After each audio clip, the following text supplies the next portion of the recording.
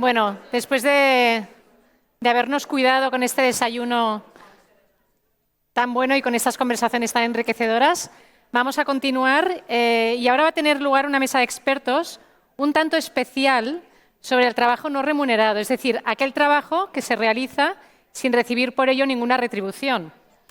Y contaremos para ello con expertos del mundo de la estadística y de la demografía. Tal vez os preguntaréis qué tiene que ver esto con el cuidado.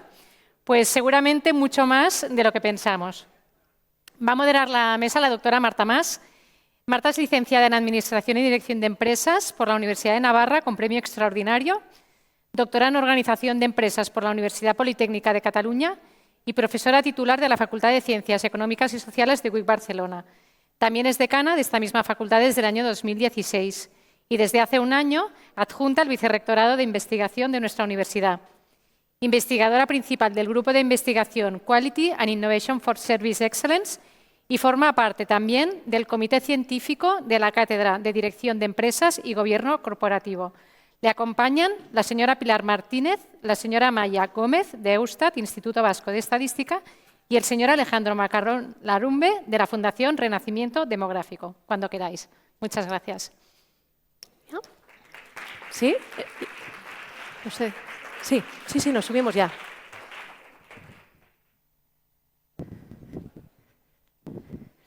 Mira, ¿nos sentamos ya? Sí.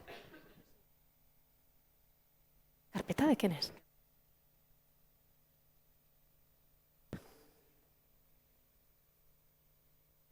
Muy bien, pues buenos días a todos. Efectivamente, como decía Mónica, esta va a ser una mesa de expertos diferente, una perspectiva más económica y demográfica a la temática que nos ocupa en el simposio, del tema del cuidado.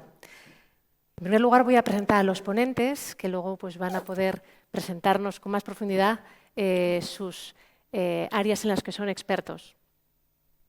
Porque realmente la perspectiva económica es importante conocerla y tenerla en cuenta en el cuidado, y luego la perspectiva demográfica, porque tiene un impacto muy grande luego cómo está estructurada la sociedad y cómo se puede organizar mejor el tema del cuidado.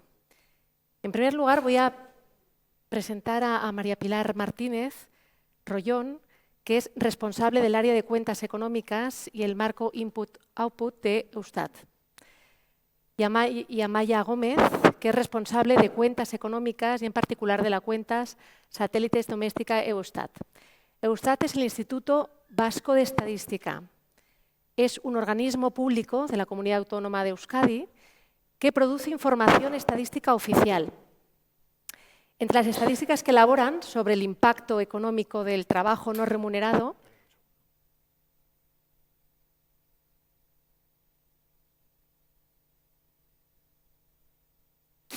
muy bien, ¿así se oye mejor? ¿Está mejor? Perfecto. Sí. Pues entre las estadísticas que elaboran está el impacto económico del trabajo no remunerado en el PIB. Y según estos datos, en el 2018 el valor del trabajo doméstico no remunerado de Euskadi era equivalente al 27,7% del Producto Interior Bruto.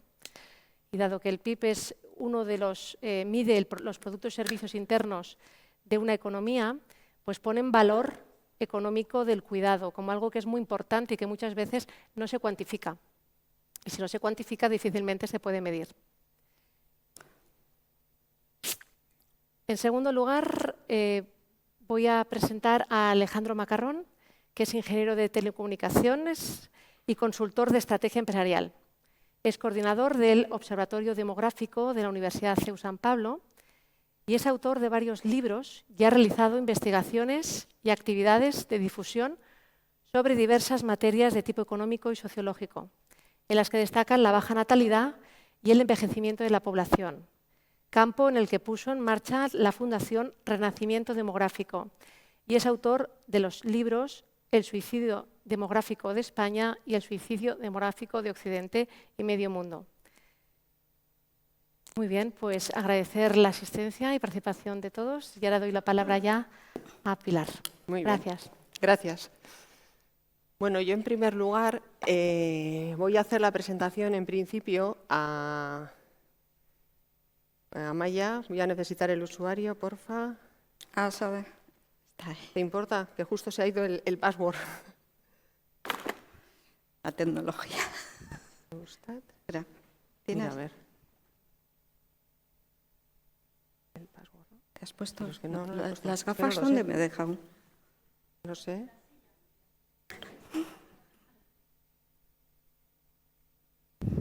Disculpad. A ver, Es que no veo la... sí. Espera.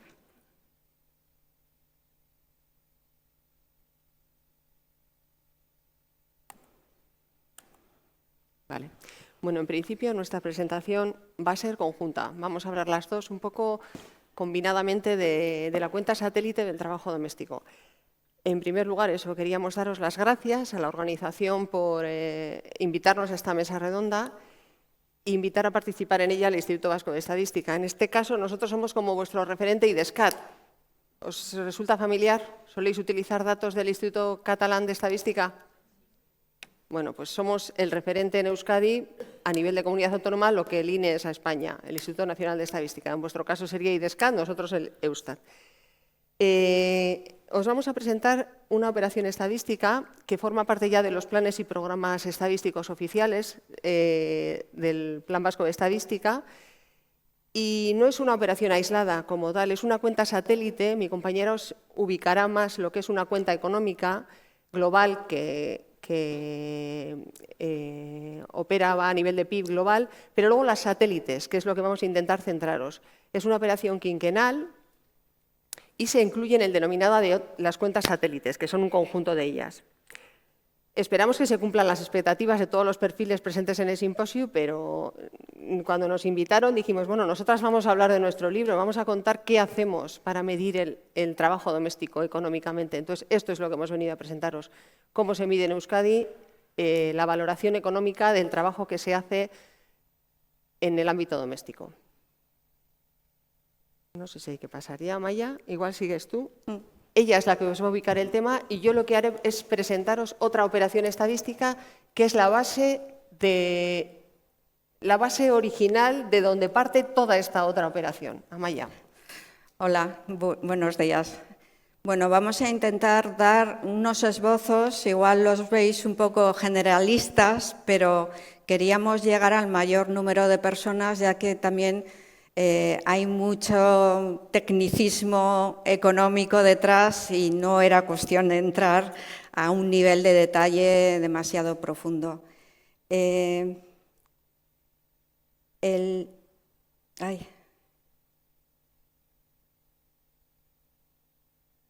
Si quieres, igual te paso yo. Antes de introducirnos en lo que es la cuenta satélite del trabajo doméstico, por la misma razón que os estoy contando de que hay muchas características técnicas, vamos a compartir unos pequeños conceptos básicos necesarios para contextualizar lo que es la propia cuenta. Repasaremos algunos conceptos como qué es un sistema de cuentas nacionales y qué son las cuentas satélite. Y cómo se enmarcan dentro del sistema contable nacional. Posteriormente, ya como os ha dicho Pilar, os dará unos esbozos metodológicos de en qué consiste la EPT, encuesta de presupuestos de tiempo, que es la fuente fundamental, junto con el marco input-output, para poder realizar esta cuenta satélite.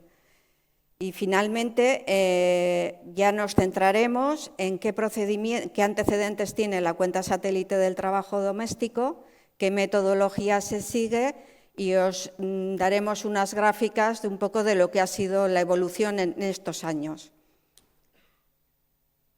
El Sistema Nacional de Cuentas marca las directrices mundiales sobre la contabilidad nacional.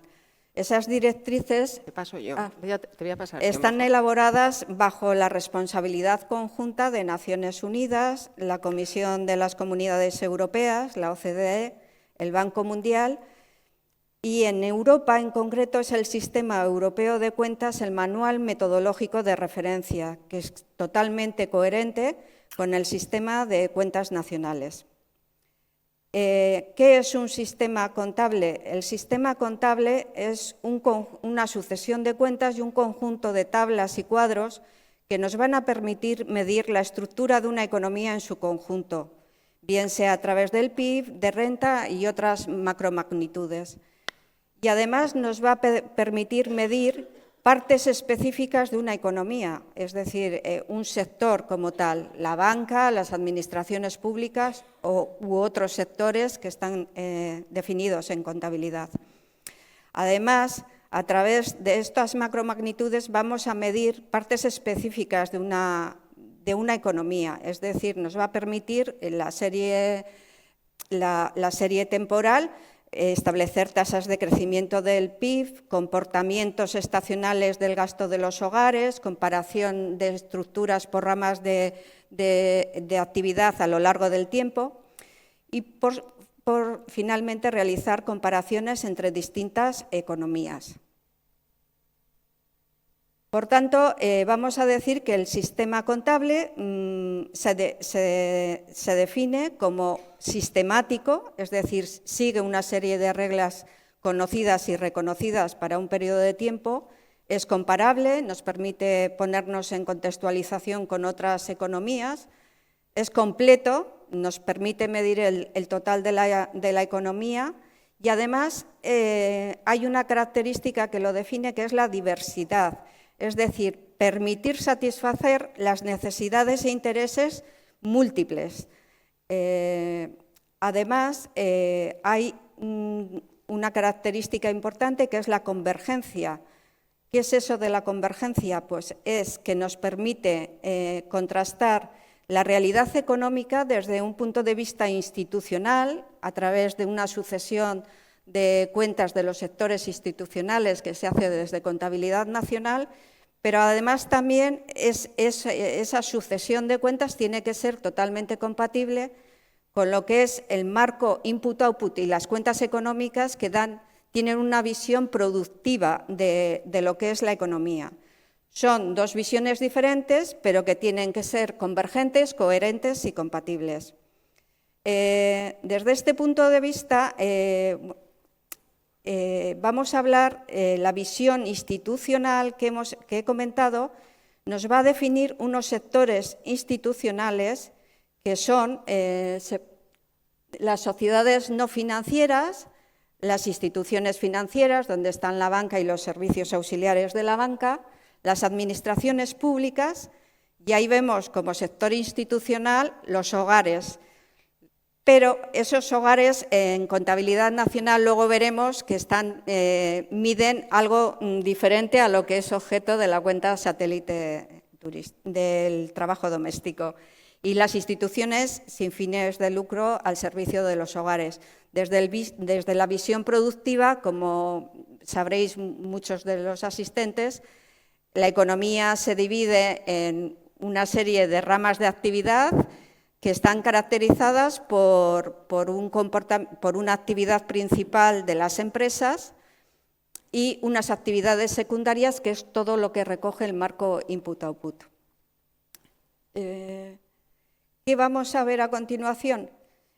Vamos a ver lo que es el concepto de cuentas satélites. ¿Qué son las cuentas satélites y por qué surgen?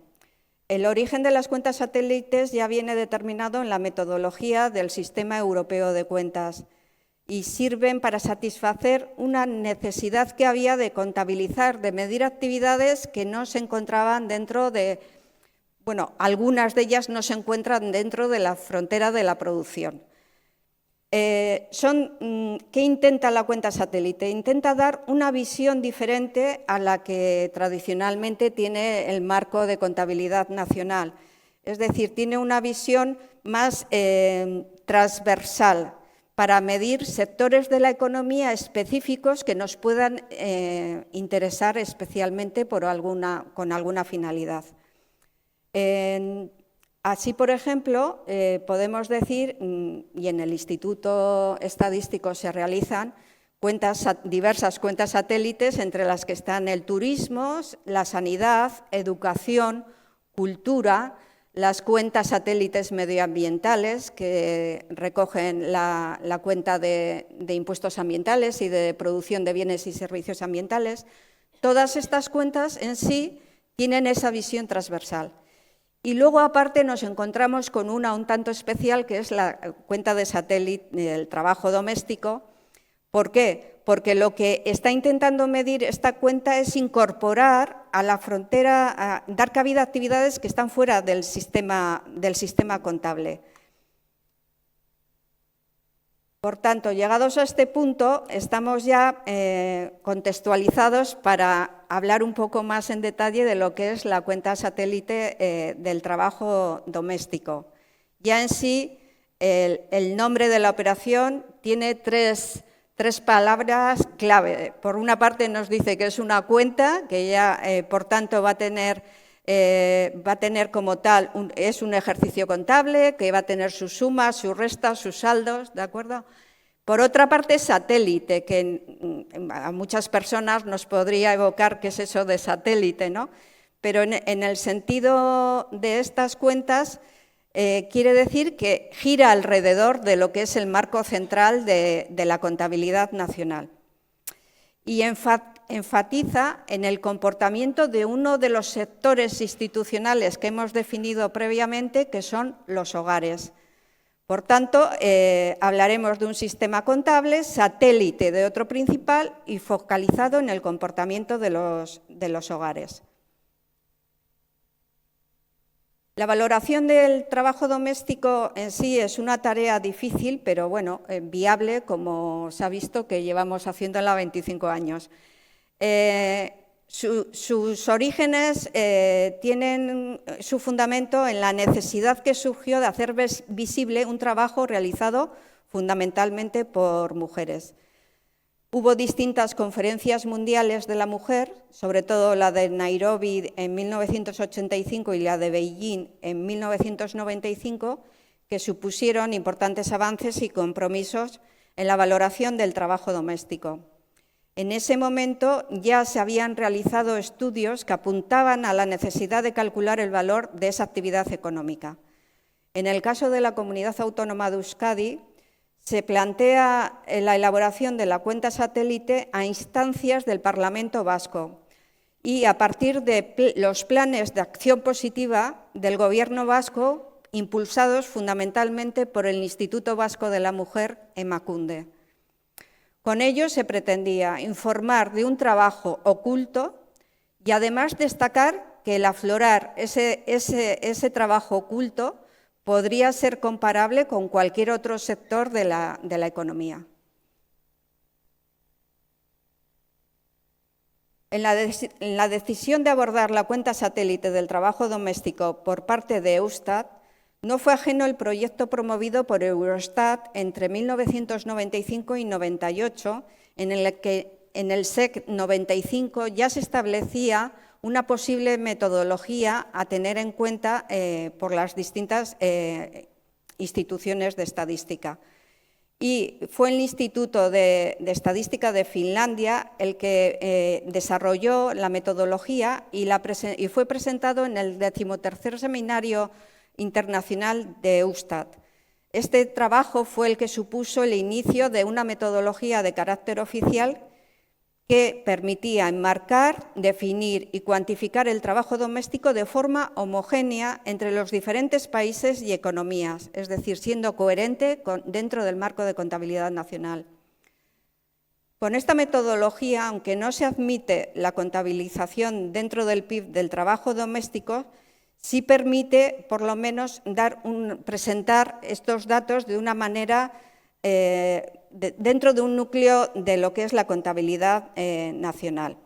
La primera cuenta se presentó en sesión parlamentaria en mayo del año 2000 y desde entonces, como ya ha comentado Pilar, se realiza quinquenalmente, fundamentalmente porque la fuente es la encuesta de presupuestos de tiempo y es una encuesta quinquenal, como ya os hablará posteriormente.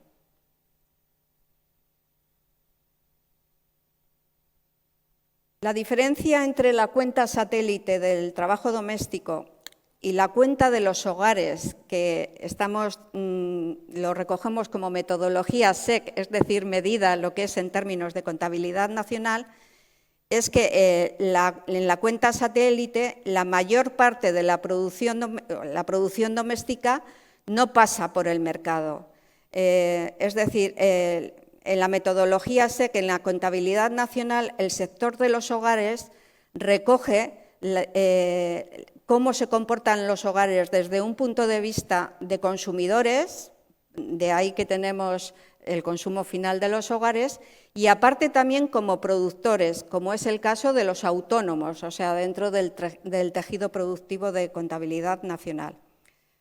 Lo que hace la cuenta satélite es ampliar la frontera de producción, y al ampliar esa frontera de producción es lo que da lugar a hablar de las cuentas extendidas de la economía. Es decir, nosotros tenemos un marco contable con una sucesión de cuentas, pero incorporar este cachito al PIB supone una serie de métodos que tenemos que aplicar a los datos que previamente hemos extraído de contabilidad nacional.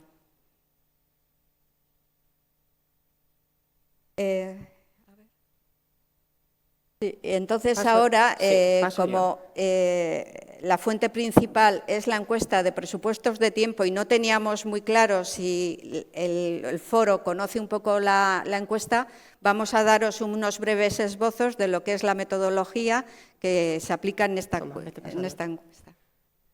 Gracias, Amaya. Has pasado para atrás, pasa una para adelante.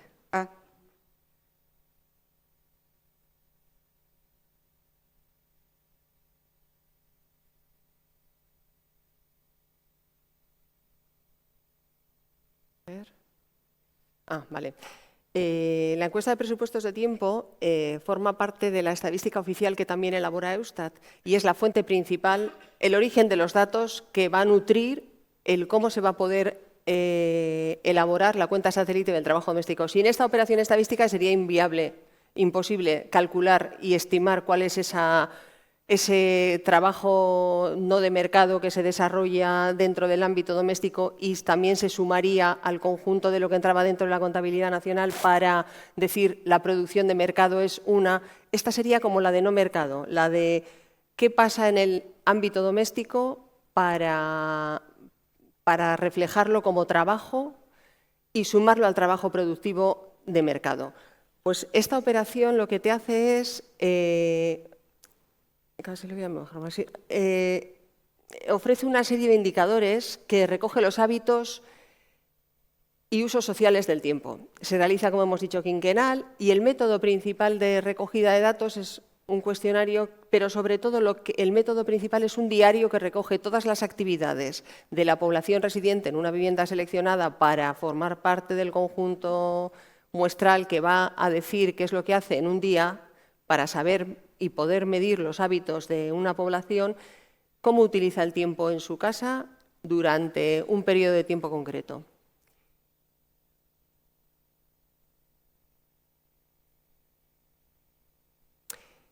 Esto es lo que nos va a permitir la estimación del trabajo no remunerado y detectar... no me has pasado. Vale.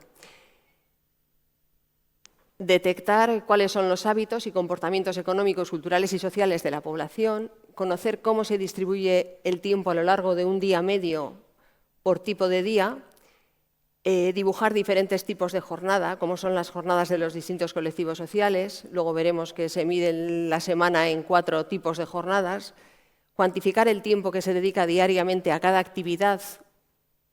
Veremos a ver qué tipo de actividades se recogen, determinar en qué momento del día se hace cada actividad para poder describir la vida cotidiana de la población y de los diferentes grupos sociales, indagar en las variables que explican cómo se usa el tiempo, cuantificar el trabajo no remunerado realizado en el ámbito doméstico, poder extraer algunas diferencias por género en cuanto a este trabajo no remunerado, que las hay, y como fuente principal, contribuir a la propia estimación de la cuenta satélite del trabajo doméstico, que si no, no se podría. Unos apuntes metodológicos de esta operación, pues el ámbito espacial es la Comunidad Autónoma de Euskadi y la representatividad de los datos es a nivel de territorio, a nivel de provincia, Álava, Bizkaia y Guipúzcoa. El ámbito poblacional son todas las familias y personas de 10 o más años que residen en viviendas familiares, se excluyen los colectivos. El ámbito temporal Los últimos datos de los que disponemos son de 2018, ahora mismo estamos a Maya, en la fase de campo del 23. Como veremos, se recogen 2 turnos, 2 trimestres, no es una operación continua que se mide a lo largo de un año, se miden 2 trimestres, el segundo y el cuarto, como representativos del año. Es una encuesta por muestreo, el tamaño muestral son cerca de 6.000 personas. Bueno, el muestreo bietápico con selección de distritos censales y dentro de la sección censal se selecciona una persona que es la que tiene que responder sobre sus hábitos en las actividades. La distribución semanal que decíamos es 4 tipos de días, de lunes a jueves, el viernes, los sábados y los domingos.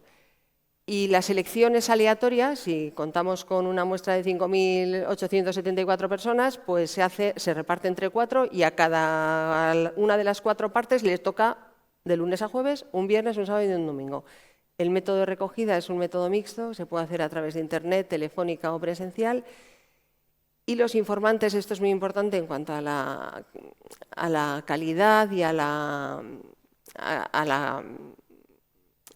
aproximación a quién puede dar datos sobre qué es lo que hace, solamente pueden responder personas de 18 y más años o las de 10 si les toca y son capaces de cumplimentar el diario.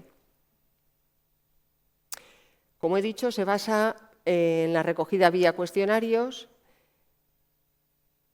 y sobre todo hay un concepto fundamental aquí, lo que es la propia producción de esta estadística, no ya lo que se utiliza para la estimación de la cuenta satélite del trabajo doméstico. Esta nos aporta 3 medidas estadísticas. El tiempo medio social, que sería el tiempo medio que dedica la población en su conjunto encuestada de 10 y más años a una actividad concreta. El tiempo medio por participante, que sería el tiempo medio que dedica a una actividad dedicada la población que sí que la realiza. Y luego la tasa de participación, que es el porcentaje de personas que realiza esa actividad sobre el total de las personas. Y lo más importante de esta es conocer cómo es el diario. Es un diario con una parrilla de tiempos, se recoge de 0 horas a 24 horas, todas las actividades en tramos de 5 minutos, de manera que se anota el lugar donde transcurre la actividad, en compañía de quién se realiza dicha actividad. Si se hace con regularidad para evitar olvidos, si sabemos que todos tienen que tener necesidades fisiológicas como el sueño o lo que sea, se apuntan ya de entrada para que no se olvide a la persona que tiene que cumplimentar ese tipo de actividad. También se recoge si hay un cambio de lugar o compañía con la que hace la actividad y también se recogen ocupaciones simultáneas, de manera que si se está haciendo labores de costura mientras se está viendo la televisión, se recogen ambas. Y esto es lo que nos enlazará con la cuenta satélite del trabajo doméstico que volverá a recoger a Maya. Estos son los códigos de las actividades principales recogidas en el diario.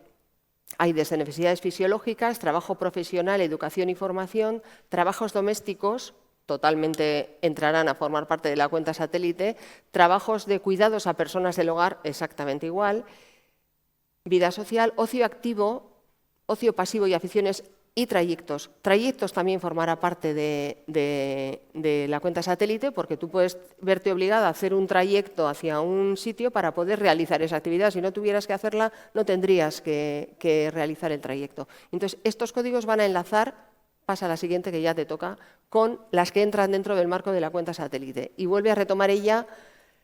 Si no hubiéramos tenido la estadística de la encuesta de presupuestos de tiempo, sería inviable. O sea, de ahí la importancia, y queríamos un poco explicaros de dónde partían todos los datos de la de presupuestos de tiempo. Te paso. Vale. Pues una vez que os ha explicado Pilar un poco qué es lo que se recoge en la encuesta de presupuestos de tiempo, os hemos querido... Hombre, es un poco difícil, incluso igual no podéis leer, pero de alguna manera se intenta apreciar en la diapositiva las tareas recogidas y que han sido codificadas en la EPT y seleccionadas para posteriormente ser utilizadas en la cuenta satélite. Al igual que en el resto de la economía, se definen unas actividades principales que van a diferenciarse también según una función que habla la metodología SEC. Y posteriormente, esas actividades principales, al igual que en el resto de la economía, hay unas actividades auxiliares que también hay que medir y hay que cuantificar y que tienen sentido en la medida que cualquier actividad principal siempre arrastra otras actividades secundarias o auxiliares que llamamos en contabilidad nacional. Pueden ser, por ejemplo, en el tema, pueden ser transporte, como ha dicho Pilar, los trayectos, pueden ser temas de bricolaje, bueno, muchas actividades. ¿Cuáles son, igual te has pasado, Pilar? Vale. ¿Cuáles son las principales funciones que no sé si leéis muy bien, igual teníamos que haberlo hecho más grande? Los 5 grandes grupos de funciones que se van a definir en la cuenta satélite son proporcionar vivienda, proporcionar comida, proporcionar ropa, cuidados y educación, y luego estaría el trabajo de voluntariado o ayuda vecinal. Las propias palabras yo creo que ya de por sí podemos deducir qué actividades llevan detrás asociadas. Pues en vivienda se incluye todos los trabajos que hacen los miembros de la unidad familiar, pues en actividades como el cuidado del hogar, en comprar o alquilar una vivienda, en actividades de limpieza, de mantenimiento, de reparación. En comida, pues bueno, yo creo que igual esto lo podemos saltar porque es bastante obvio. Lo único, sí que todas las codificaciones que habéis visto, esas son las explotaciones que hacemos nosotros de la EPT con sus horas diarias. Por tanto, porque tengáis un poco el esquema aquí, sabemos que hay tareas que se realizan dentro del hogar y fuera del hogar. Entonces, vamos a intentar medir todas esas actividades. Hay actividades que dentro del hogar que no son productivas, como son las del sueño, aseo personal, vestirse, pero luego ya tenemos toda una relación de comidas, cuidados, compras, gestiones, juego, educación, ¿de acuerdo?, que se van a cuantificar. Por tanto, lo que pretendemos aquí demostrar es un poco el flujo de cómo se calcula ese valor de trabajo doméstico que no está en contabilidad nacional, denominado NOSEC. Hemos recogido los datos de la encuesta de presupuestos familiares, elevamos las horas a los datos anuales, evidentemente, y luego el gran problema es la asignación de ese cómputo anual que tenemos de las horas, darle un valor monetario, porque evidentemente, dependiendo del valor monetario que se dé a esas actividades, la cuantificación del valor total del trabajo doméstico puede fluctuar bastante. Por tanto, es importante saber qué tipo de sueldo, de salario se estipula. En Eustat hemos optado por la recomendación de Eurostat, que es realizar la valoración por el método de los inputs. Claro, esto hay 2 alternativas, un coste de oportunidad o bien un coste de reemplazamiento en el mercado. Es decir, podemos dar un valor de cuánto se paga a las personas remuneradas dentro del mercado por esas actividades, que generalmente son no cualificadas, o también podría ser un coste de oportunidad de decir, yo, con mi categoría profesional, estoy haciendo una labor, si la cuantifico con ese valor, pues fluctuaría muchísimo el dato. Nosotros lo que hemos optado es por dar un valor monetario de trabajo de servicios personales no especializados.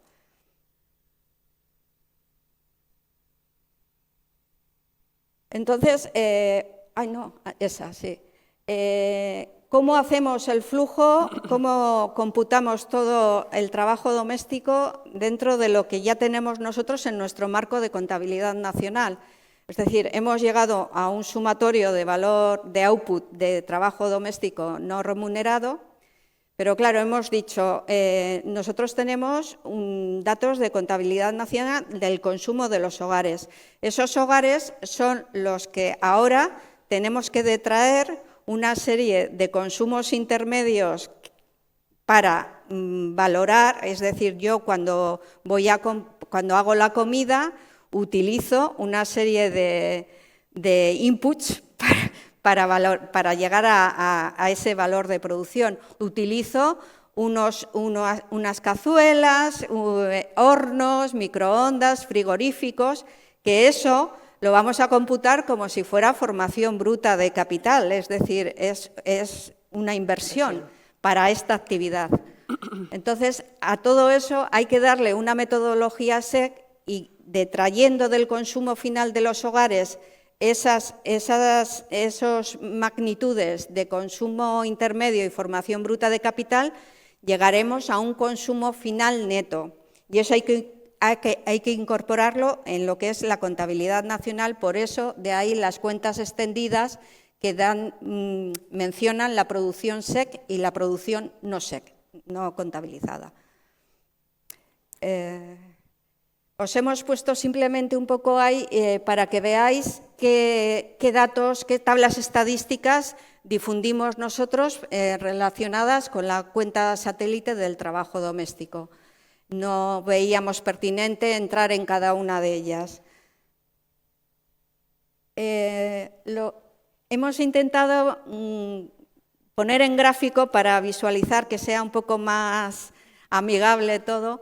Y como podéis ver, a lo largo de estos 25 años destaca el descenso en el porcentaje de participación en el PIB del trabajo doméstico no remunerado, estableciéndose en los datos que extrajimos en el año 18 el nivel mínimo.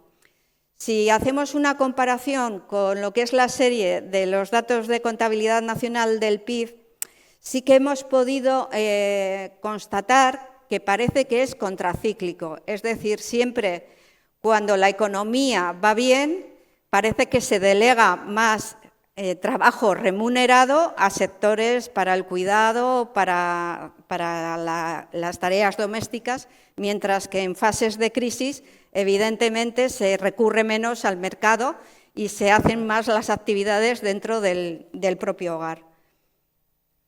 En el tema de los resultados de la comparativa nos resulta bastante difícil. Hemos intentado maquetar pues, los datos que existen y que difícilmente nos dan pie a compararnos, porque la referencia temporal queda un poco anacrónica. Es decir, para ponernos, hay muchos datos del 2002, pero claro que a día de hoy no tiene mucho sentido compararnos. Sí que es verdad, nosotros evidentemente estamos en niveles mínimos y Cataluña, Comunidad de Madrid, Galicia, pues bueno, nos llamaba la atención el dato de Madrid, el que tiene publicado, que parecía que es un porcentaje bastante alto del PIB. Y luego a nivel internacional, pues es que más o menos en aquellos años pues estábamos más o menos en niveles similares. También depende un poco de la idiosincrasia, de la forma de vida también de cada uno de los países y de las costumbres que haya en cuanto a delegar o no delegar o enfatizar en cuidados a las personas y demás. Lo que hemos visto en la distribución por funciones que podéis ver ahí, hemos establecido históricamente cómo han sido en la comunidad autónoma. Y vemos que los mayores porcentajes se concentran en lo que es comida y proporcionar alojamiento. En menor medida aparecen porcentajes en proporcionar cuidados y educación y ropa. En comparación con Cataluña y Madrid, pero obviando, ya os digo, la referencia temporal, que es muy antigua, resalta que tienen mayor peso en la función proporcionar comida que la CAE, aunque luego el orden es prácticamente igual. Respecto a la distribución, hemos puesto unos datos relativos al año 2018, en el que dentro de la función proporcionar comida, vemos que es la que mayor porcentaje representa del PIB. Dentro de las funciones de proporcionar comida están la preparación, la compra diaria, los trayectos, y a lo largo de estos años hemos visto que ha ganado protagonismo lo que es la compra diaria. En proporcionar alojamiento, el porcentaje se sitúa en un 29,6% y las tareas que más importancia tienen son las tareas de la limpieza, con un 58,9%. Y a lo largo de estos años vemos que lo que va perdiendo es los denominados semiocios. Sí que hemos constatado que a lo largo de los años la función de proporcionar cuidados y educación va cogiendo un peso cada vez mayor.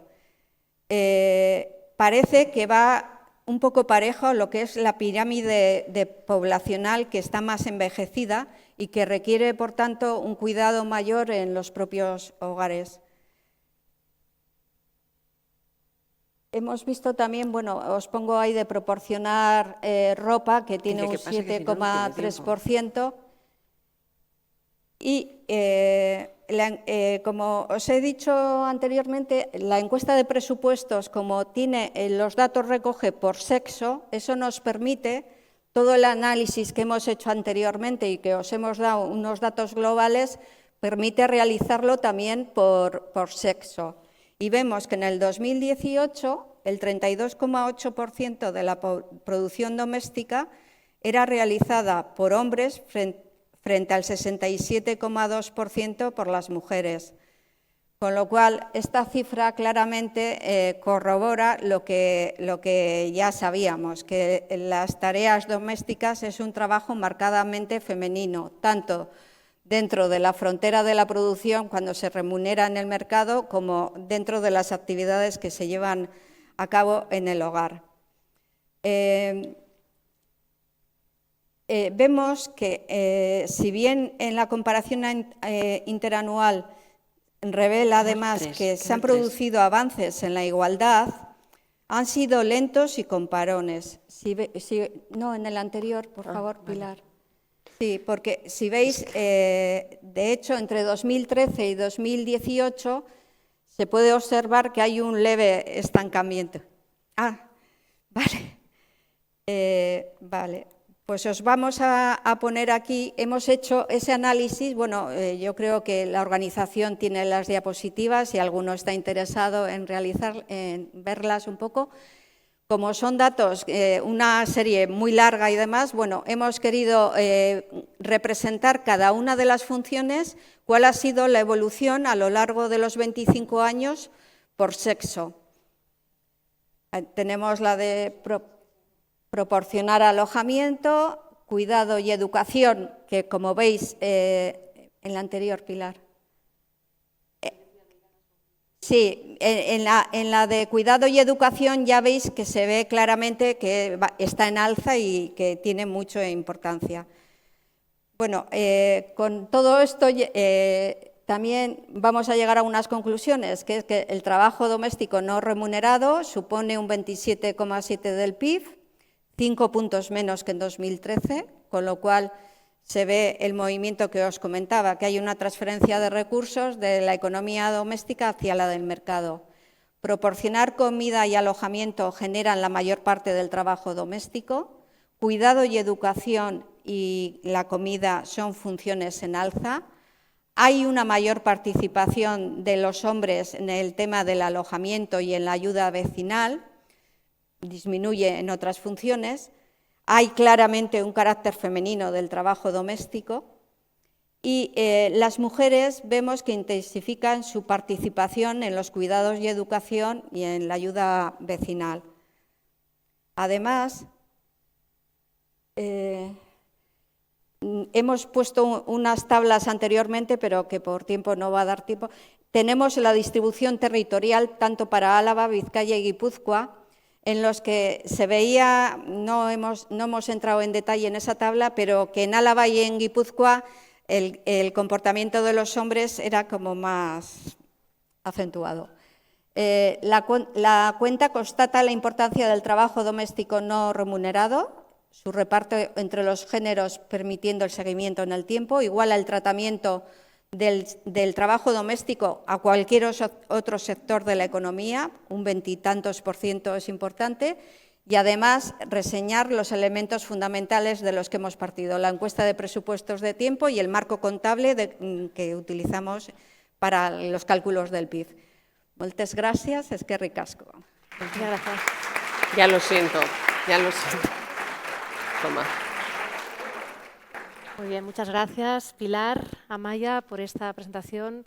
Me habéis explicado de una manera tan rigurosa la metodología que aplicáis para poner en valor todo este trabajo oculto que decís. Gracias. Ahora tiene, sí, el señor Alejandro Macarrón.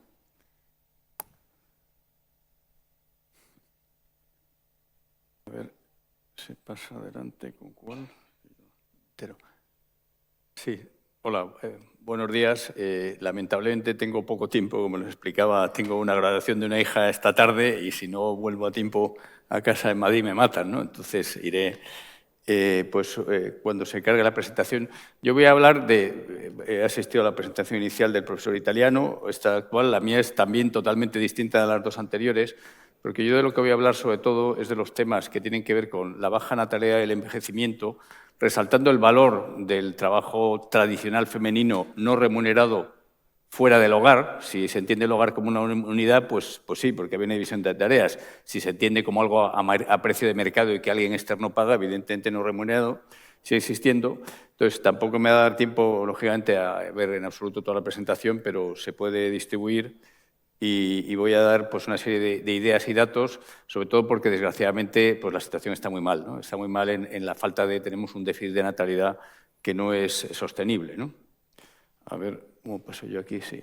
O sea, tenemos, tanto en España como en Europa, en muchos sitios, ese problema de falta de natalidad, de fecundidad, el número de hijos por mujer es insuficiente para que haya el relevo generacional y eso lleva a una sociedad cada vez más envejecida por falta de jóvenes. Lleva una sociedad que pierde población, digamos, autóctona. Se puede eso complementar o sustituir o no con inmigrantes. Eso es un tema de debate y tiene muchos ángulos. Pero, en todo caso, lo que es la sociedad clásica de catalana, vasca, española, francesa, pues está en recesión, digamos, numérica y en recesión en cuanto a edad, ¿no? Esto se le llama pues, suicidio demográfico, invierno demográfico. Es un problema que va mucho más allá de las pensiones. Las pensiones es solamente un aspecto no pequeño del asunto y, sobre todo, en los temas de cuidados veremos que tiene muchos efectos del cambio de los perfiles de cuidados que hay que hacer. La soledad se incrementa, la soledad se está disparando en España y fuera de España. En España, por ejemplo, se ha multiplicado por 6 el porcentaje de personas que vive sola en los últimos 50 años y luego, bueno, a nivel mundial tendemos un poco a la irrelevancia, ¿no? La inmigración bien gestionada pues, puede aportar mucho valor, no todo, y en concreto en la parte afectiva, pues un inmigrante no puede ser, si yo soy, cuando sea viejo y no he tenido hijos, un inmigrante no puede ser el hijo que no tuve, ¿no? Es decir, que no se puede en ningún caso suplir completamente con inmigración la falta de niños doméstica y luego ya en lo concreto también hay muchos tipos de trabajos que no vienen inmigrantes tan cualificados como para desempeñarlos, como es lógico, ¿no? Sí, aunque sí muchos de los cuidados, ¿no? La sociedad actual ha mejorado a la tradicional en muchas cosas, en las cuales había mucho de ese trabajo femenino no remunerado. En muchas cosas ha mejorado, pero en una básica la ha empeorado y además de forma catastrófica, es la falta de natalidad. O sea, o recomponemos la sociedad actual, el modelo de sociedad en el cual nazcan suficientes niños, o lo que hay ahora no es viable. Será muy moderno y haremos todavía muchos inventos, pero como tal no es una sociedad humana a la larga viable porque es una sociedad que va en declive. Sin niños no hay futuro. Ahora mismo hay movimientos antinatalistas. Si triunfaran, pues realmente la sociedad se apagaría, se iría apagando. Eso no va a pasar así, pero el hecho es que sin llegar a esos extremos, ahora mismo en España, el año pasado, hace 2 años, nacieron la mitad de niños que hace 45 años y de madres españolas un 64% menos, ¿no? En algunas partes incluso más, ¿no? Como el País Vasco, ¿no? Había mucha gente viviendo en zonas rurales, la natalidad abundante permitía el reemplazo de las generaciones, ahora no es así, hemos cambiado mucho y tenemos que, digamos, yo creo que es un momento de revalorizar en retrospectiva ese rol femenino reproductivo y de crianza y cuidado de niños no remunerado, insisto, fuera de la familia, y también ahora se ha ninguneado eso, ¿no? Eso la sociedad lo ningunea. Me han encantado las estadísticas, cómo pongáis, decís, oye, eso vale de forma equivalente, virtual, pero real, en sustancia, dinero también, pero tiene un valor que es, para mi gusto, todavía mayor que el del dinero, ¿no? Que es sin vida no hay futuro. Es decir, la sociedad humana sin vida pues no existe, no hay ni pensiones ni nada. O sea, todo el mundo parece que lo habla todo de pensiones, ¿no? La familia tenía un valor que ahora mismo pues no está bien, ¿no? Incluso ahora, que la mayoría de las mujeres trabajan fuera del hogar, fijaros que el 37% de los niños que nacieron en el 2021 eran de mujeres que no estaban ocupadas, que no tenían un empleo. O sea, todavía sigue teniendo mucha importancia, aunque sean minoritarias, una parte de mujeres que dedican sobre todo a ese trabajo doméstico, ese trabajo reproductivo, ¿no? Ese valor reproductivo para la sociedad, ¿no? ¿Qué ha cambiado en temas de cuidados? Bueno, pues ahora tenemos que va a haber que cuidar mucho más ancianos y menos niños, porque hay muchos más ancianos, se ha invertido la pirámide de población, éramos sociedades rebosantes de niños que había que cuidar, sobre todo si cuanto más pequeñitos son, más cuidado necesitan y luego van siendo más autónomos. Ahora lo que tenemos son cada vez más mayores y además cada vez más mayores muy deteriorados. Veremos alguna estadística que hemos disparado, pues las tasas de Alzheimer y cosas así. En parte se puede decir porque si no nos morimos de otra cosa, al final el sistema nervioso se va deteriorando, ¿no? Si el cáncer también se vence, si el corazón, la gente ya se muere poco de infartos, etcétera, pues nos morimos al final de esto, ¿no? Hay mucho menos, también hay otro perfil de cuidados que antes no existía, y es que antes prácticamente todos los niños vivían en un hogar con sus dos padres, salvo que los progenitores, salvo que uno falleciese. También había hogares monoparentales, sobre todo ligados al fallecimiento, y típicamente era una mujer que enviudaba, ¿no? Pero ahora hay una explosión de hogares monoparentales y eso genera unos perfiles de necesidades de cuidado distintos, ¿no? Además del sufrimiento y daño que tienen esos niños, al que parece que no se le presta atención, ¿no? Y hay mucha más gente que vive sola y eso tiene, bueno, se ha visto con la pandemia, también el efecto, sobre todo la gente que ha pasado el confinamiento y si no era una casa grande y no tenías una buena terraza y tal, pues realmente ha estado como encerrada sola en su automazmorra, ¿no? Ha habido un enorme crecimiento, daremos algunas cifras si da tiempo, del empleo ligado a cuidado. Si es de cuidado, sí es remunerado, pero da una idea de la importancia que tiene. Realmente las cifras son... Yo me quedé impresionado al verlas, porque las actividades de cuidados más o menos que encontré en la EPA del INE da como 100 tipos de oficios o cosas que puedes hacer. Y una de ellas son actividades sanitarias, otra es gente que trabaja en residencias, atendiendo a los ancianos en residencias, y otros son cuidados en centros sin residencia, ¿no?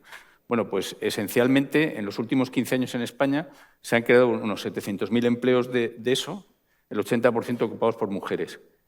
Y de lo que no es eso, ha habido una destrucción de 850.000 puestos de trabajo. O sea, ha habido una destrucción neta de empleo en general en la economía y lo único, mirando ese corte, cuidado versus no cuidado, el cuidado, o sea, ¿y eso a qué se debe? Pues esencialmente yo lo interpreto al envejecimiento de la población. Hay más personas mayores, ¿no?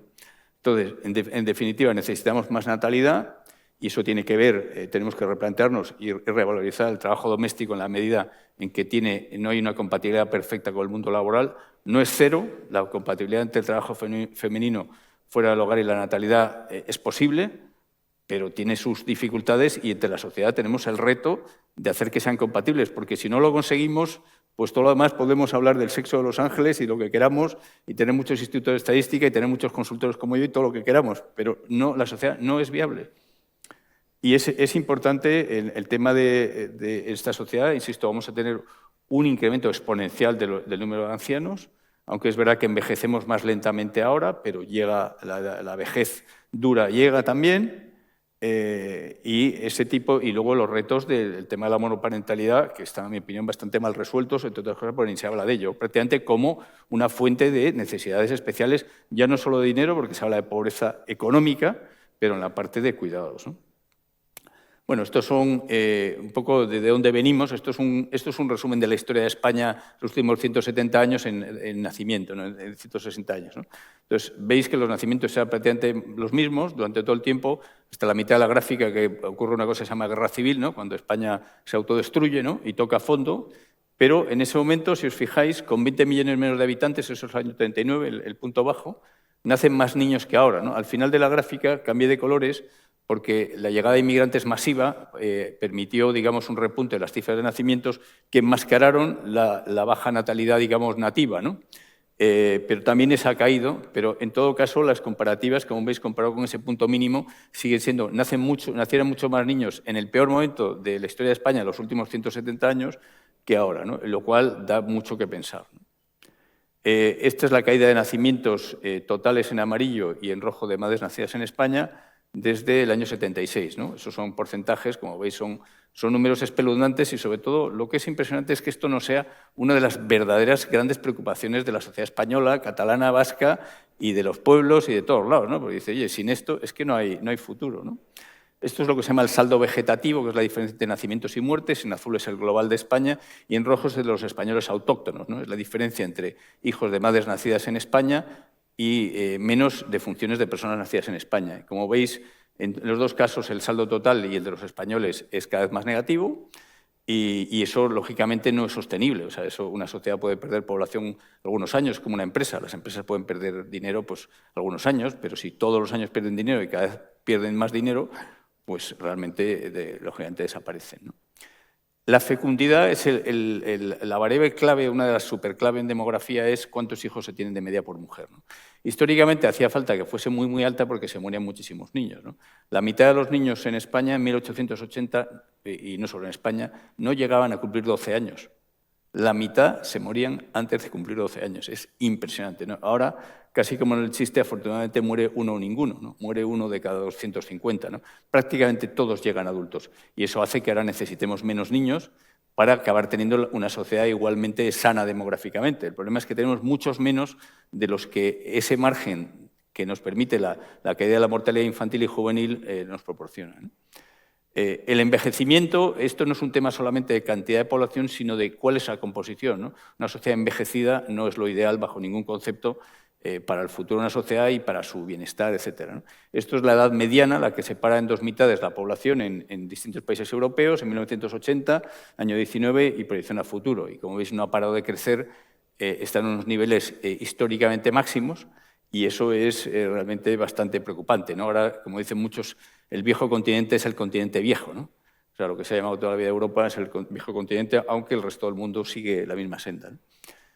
Bueno, voy a ir un poquito rápido. Esto es, por ejemplo, una ilustración, ¿no? Cómo ha caído un segmento vital de la población, que son los jóvenes, la gente de 20 a 39 años, nacida en España, por provincias, ¿no? O sea, son en solo 20 años, ¿no? Eso es consecuencia casi entera, además de algún movimiento de población, de la caída de nacimientos que hubo pues, unos años antes, ¿no? Claro, esto es como un vaciamiento. Si dejan de nacer niños, pues dentro de 10 años habrá menos niños de esa edad y dentro de 20, menos de 20, etc., ¿no? El futuro de España, si nada cambia, estas son mis predicciones, pero la ONU, Eurostat o el INE dan parecidas, ¿no? Si nada cambia y no hubiese más inmigración ni emigración, pues perdería España la mitad de la población de aquí a fin de siglo y perdería 2/3 más o menos de las que está en edad laboral. O sea, fijaros si era valioso esa labor femenina esencialmente, que no solo, pero principalmente femenina, reproductiva y de crianza a la siguiente generación. Bueno, voy a ir muy rápido ya. Esto es, no sé por qué no sé por qué no se ve eso. A ver.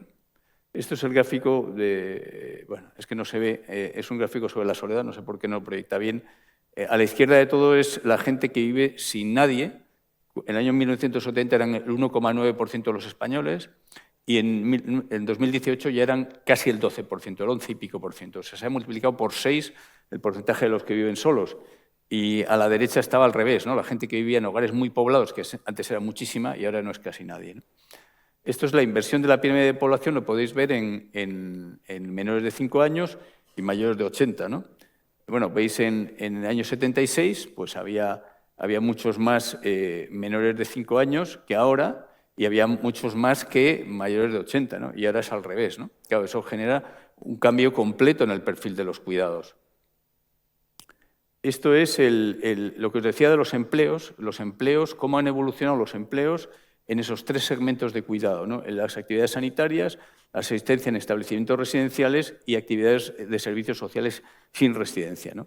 Los datos son, verdaderamente, me quedé impresionado. Como decía, hay 687.000 empleos más del primer trimestre de 2008 al primer trimestre de 2023, sumando esos 3 sectores, y 855.000 menos en todos los otros sectores, ¿no? Y el 80% de ese empleo es femenino. El 80% de ese empleo que se ha quedado es femenino. El tema del Alzheimer, ¿no? Este es los fallecidos por Alzheimer y otros trastornos mentales, ¿no? Es verdad que posiblemente, yo no sé si sabían diagnosticar también que un trastorno mental es Alzheimer hace 40 años, había las mismas herramientas, pero las estadísticas del INE y supongo las de Eustat igual, de fallecimientos, se hace el boletín de función que firma un médico y entonces se consigna la causa de muerte conocida, ¿no? Como veis, el crecimiento es brutal, pero claro, ¿eso qué indica de cara a los cuidados? La gente no tiene Alzheimer un día de repente y muere al día siguiente. O sea, tiene años, hay un porcentaje que se deteriora muy rápido, otros menos, otros que necesitan más cuidados, otros menos. Un tío mío murió con Alzheimer hace poco y estuvo muchos años en su casa y cada vez más deteriorado, no se acordaba de nada, pero estaba bien, estaba perfecto de forma, pero no entendía nada, ¿no? Entonces, claro, eso conlleva ese trabajo doméstico no remunerado brutal, ¿no?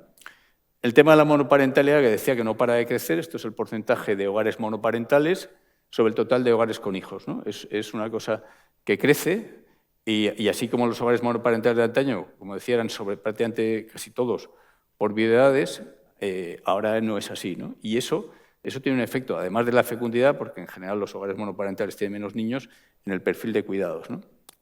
Bueno, yo creo que, no sé cómo estamos de tiempo, porque está... Sobre todo, bueno, de tiempo para la sesión sí, pero en mi caso, yo casi voy a hacer una cosa, si me permite saltarme, como no voy a estar el turno de preguntas, paro aquí, alguna pregunta que me queráis hacer y me voy, porque lamentablemente no tengo tiempo para más.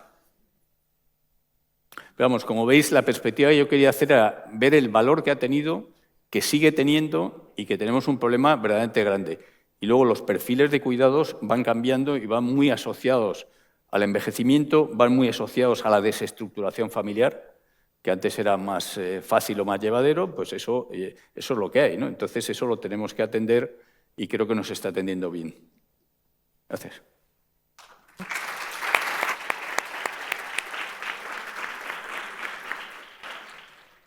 Pues muchas gracias, Alejandro. Yo no sé si alguien quiere aprovechar ahora antes... Vale, pues una pregunta.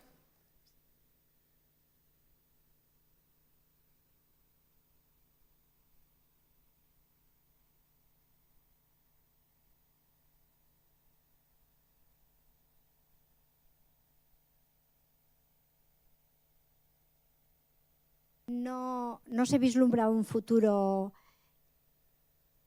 mejor a corto plazo, pero hay inicios de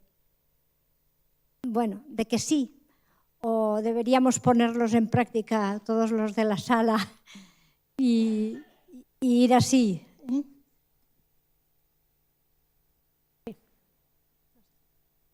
Sí, no, ya está, correcto. Ya, no, muchas gracias, no, es muy buena pregunta. Realmente no se ve absolutamente ninguna mejora, sino los indicadores son cada vez a peor. Si bien... Claro, no todas, siempre hay que dejar una luz a la esperanza. Se está hablando más del asunto, ¿no? O sea, el primer paso cuando se tiene un problema es reconocer que se tiene. Es que hace unos años ni se hablaba, ¿no? Ahora va viendo los periódicos cada vez más noticias, mandan amigos vascos el Correo Vasco, el no sé qué, de Cataluña, Madrid, o sea, se va viendo un problema en Galicia. Cierran no sé cuántas guarderías, eso es por donde se va notando el problema. Entonces, yo lo único, como decía en economía hace años, brote verde, o sea, indicio de recuperación que veo, es que se habla más del asunto.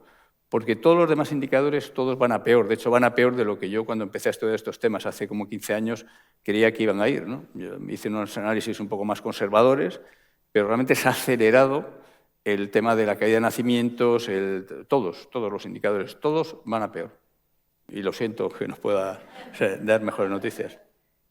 Efectivamente, la portada de ayer de La Vanguardia indicaba esta bajada de la natalidad en caída libre. Sí, pues hacemos una pregunta más. Perdón, yo entiendo que estamos hablando de un problema totalmente moral, pero está muy avalado por la política. Si no influimos en la política y en las instituciones, que son las que hablan a grito pelado, con perdón, de no tengamos niños, los niños no son de los papás, no hagamos esto, ¿cómo podemos influir realmente? O nos metemos en política, que creo que no estamos muy avezados algunos, pero sí que sería conveniente ser más capaces de lanzar desde todas las perspectivas más luces a la calle, ¿o no? La política influye muchísimo, no es lo único que influye, pero los ciudadanos en una democracia tienen capacidad de influir con quién votan, ¿no? Bueno, pueden influir más metiéndose en partidos o creando sus propios partidos o asociaciones, digamos, que tienen voz. O sea, creo que es esencial, porque además la política cuenta cada vez más. Vivimos en sociedades cada vez más intervenidas económicamente, regulatoriamente, en muchas cosas, y desde luego la política está siendo, para la natalidad, nefasta, desde hace décadas. Nefasta, totalmente nefasta. Ahora bien, los políticos que tenemos los votamos los ciudadanos. Es decir, aquí a nadie le obligan a votar a uno o a otro. Hay opciones, hay bastantes opciones, y además, insisto, hay opción de crear nuevos partidos y hay opciones de tal. O sea que yo creo que los políticos son responsables, pero no son los únicos responsables. Pero desde luego es una sociedad tan politizada y con tanto peso la política, eso cuenta. Y insisto, los políticos españoles y catalanes y vascos y de todos lados lo han hecho entre mal por no dar importancia al tema y peor por poner medidas y leyes y cosas que han ido contra la natalidad. O sea, los hay, los culpables simplemente por omisión y los culpables por acción. Y muy pocos, alguno hay, como en todo, y más recientemente un poco más, se están preocupando, ¿no? Pero vamos, totalmente de acuerdo. Bueno, pues muchas gracias y que continúen estas grandes jornadas. Gracias. Gracias, ¿eh? Estamos en contacto.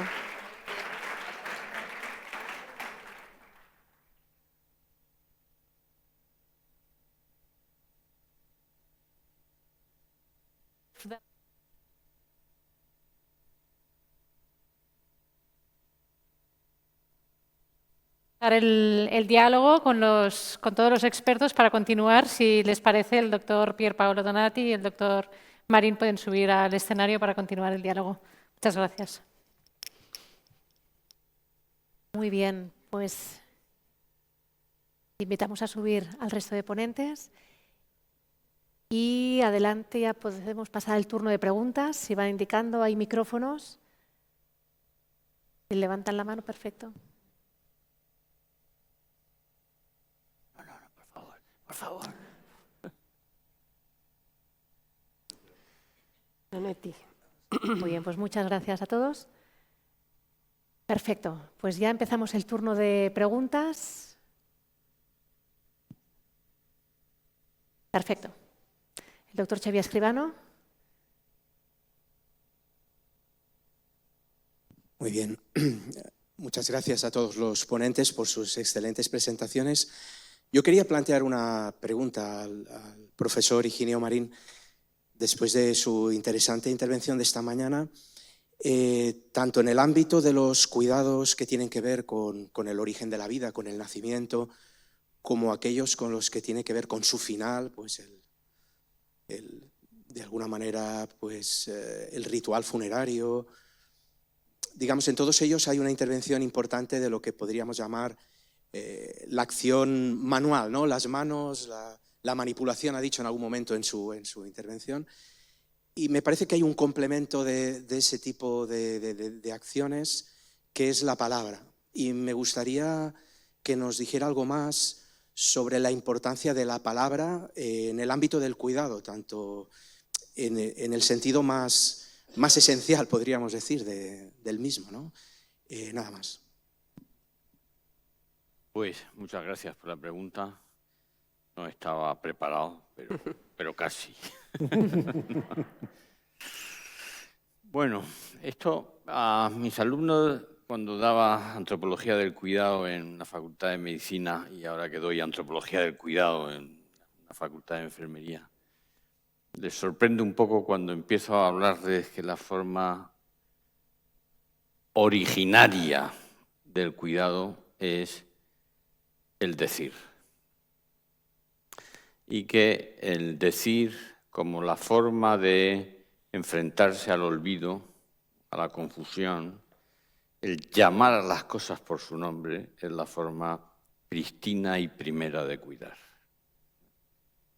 Y que, porque es la forma primera de enfrentarse al tiempo y a los efectos del tiempo con su consecuencia, que es el olvido. Y que entonces yo, que soy filósofo, que lo intento modestamente, y los poetas les precedemos a ellas y ellos en el cuidar. La realidad, la tradición, se originó siendo dicha. Yahvé, a diferencia de los demás dioses, de las demás tradiciones, crea diciendo las cosas. Vocare, llamándolas. El esfuerzo continuado por decir, llamarle a las cosas por su nombre, o sea, el esfuerzo por alcanzar la verdad, la penetración comprensiva de lo que las cosas son, el esfuerzo por perpetuar eso y transmitirlo como legado, a mí me parece que está en el corazón de la universidad. Y que los profesores en la universidad somos grandes cuidadores.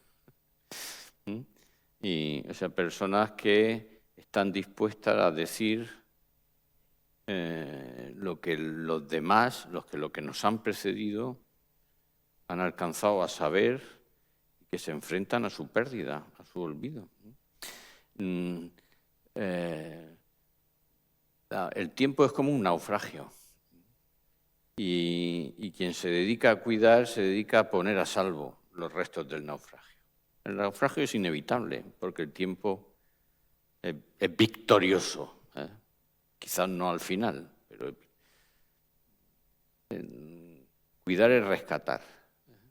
Rescatar del olvido y de la confusión, llamar a las cosas por su nombre. Claro, el esfuerzo por llamar a las cosas por su nombre, en su forma, ¿cómo decir?, menos elaborada, menos valiosa, a mí me parece que es la filosofía. En su forma más valiosa es la poesía. Quien crea que la poesía es una labor fácil, pues no tiene ningún sentido de lo poético. No hay palabra más esforzada que la poesía, porque la poesía es el esforzado empeño por encontrar la palabra exacta. Dame inteligencia el nombre de las cosas. Yo creo que los filósofos somos poetas sin gracia. Pero es mejor ser poeta sin gracia que no ser poeta en absoluto. Entonces prestamos nuestro servicio. Así que, claro, esto en el día, en la práctica más cercana del cuidado. Es decir, que el cuidado... A mí este asunto me interesa mucho. A mi alumna de enfermería le hago una especie de filosofía de la caricia. Me parece que la caricia, yo les defino la caricia como la gesticulación de la presencia. Cuando ya no nos queda nada por hacer por otro, cuando ya hemos de rendirnos, todavía nos queda algo, que es no dejarlo solo. Y eso los humanos lo gestualizamos universalmente con la caricia. En la caricia uno hace comparecer la presencia propia y la ajena. Por eso esto no es solo para el cuidado, también, por ejemplo, para una antropología de la sexualidad es muy importante. Y por eso la sexualidad humana es tan divergente de la animal. Bueno, pero uno, al hacerse presente, se convierte en un presente para el otro. Y entonces la palabra también es una forma, tiene su dimensión gestual. Y la gestualidad de la palabra es esta, comparecer haciéndose presente y convirtiéndose en un presente para otro. Y estos dos sentidos de la palabra presencia en castellano se consuman en el tercero, que es y planificando el presente. El consuelo de cuando ya no podemos hacer nada por alguien, no dejarlo solo, le está dando tiempo eterno, le está dando valor eterno a cada instante. La palabra eternidad es muy confusa para usarla tan liviana y ligeramente como yo he hecho aquí. Pero esa caricia convierte esa vida que se está apagando y que es caduca y fugaz en valiosa de suyo. Y esto me parece que es una cosa fascinante. Bueno, no quiero coger más tiempo para responder Muchas gracias. Gracias, doctor Marín. Yo tengo una pregunta que va en el sentido contrario. Se ha hablado de la palabra, a mí me gustaría saber su opinión sobre el silencio en el cuidado y en la relación. No le he visto. Ah, ya. Sí, allí. Ya, muy bien, muy bien, muy bien. Bueno, mire usted, habría que ver qué es el silencio. Si el silencio es lo que le pasa, lo que hace quien no tiene nada que decir, ese silencio es... yo creo que el genuino silencio es el de quien, sin pronunciar palabra, habita las palabras. Y entonces creo que el silencio es tan capaz de hacer comparecer la presencia, cogerle la mano al moribundo, sin tener nada que decir, pero no porque uno es, sino porque pues me parece que tiene esa dimensión gestual y que a uno le hace presente, ¿no? Y hay muchas formas de cuidado que requieren el silencio. Velar el sueño. Este asunto de velar el sueño es un tema de una importancia fundamental para la antropología. Nosotros, los neurólogos, dicen, con toda razón, que la complejidad de las conexiones sinápticas del cerebro humano requieren un sueño como el humano, continuo y profundo, en secuencias temporales amplias, cosas que los animales no pueden tener porque están en vigilia constante. Nuestro sueño implica la delegación de la vigilia. Alguien vigila por nosotros. Entonces, el sueño, el velar el sueño es un velatorio silente. Pero ahí no hay falta de significado, ahí no hay falta de sentido. El silencio insignificante es el de que no tienen nada que decir, que en griego se dice idiota. El silencio del idiota. Ahora, el silencio del que habita en palabras, les voy a hacer una confesión. Yo cada vez que doy una conferencia padezco de una congoja. Y es que me da vergüenza todo lo que he dicho y quiero recluirme en el silencio otra vez. Quiero que no me vuelvan a hacer hablar demasiado pronto. Bueno, a mí me parece que le he contestado en parte, ¿no? Muy bien, pues otra pregunta, no sé si para el mismo ponente. Sí, yo preguntaría al profesor Donati, Perfecto. que nos ha hablado de la relación, ¿no? El papel tan importante que tiene en el hombre. Ayer en el simposio hubo una mesa redonda y se veía cómo las redes sociales han generado en la gente joven una capacidad de relación brutal. O sea, se han alterado mucho las posibilidades de relación de los jóvenes y eso no lleva precisamente al cuidado, sino que lleva a patologías grandes, ¿no? de nuestra gente joven. ¿Qué soluciones o cómo restaurar esa cultura tan bonita, ¿no? de la relación que nos ha estado explicando con el mundo actual de las redes sociales, ¿no? Sobre todo con los jóvenes, pensando en los jóvenes? Bueno, yo creo que sea un problema de poder ver la relación. La gente no la ve porque no está acostumbrada a ver la relación. Como no vemos el aire, por ejemplo, ¿no? Aquí hay aire. Sin aire moriremos todos. Y las relaciones son una entidad como el aire, invisible, pero realísima. El problema es que la cultura occidental es una cultura básicamente individualista desde hace mucho tiempo. También por una interpretación un poco aproximativa desde el punto de vista antropológico, desde Boethius, después Descartes, etcétera, etcétera, y todo el idealismo moderno, etcétera, etcétera. El problema es que no la entendemos las relaciones. Por ejemplo, con referencia al debate precedente, a la respuesta muy interesante del profesor Marín, que condivido perfectamente, pero la relación es mucho más. Se puede tener una relación en el silencio. Se puede tener una relación con unas palabritas. Las palabras son importantes, ¿ok? El filósofo alemán Gadamer dice que el ser es palabra, logos, verbum.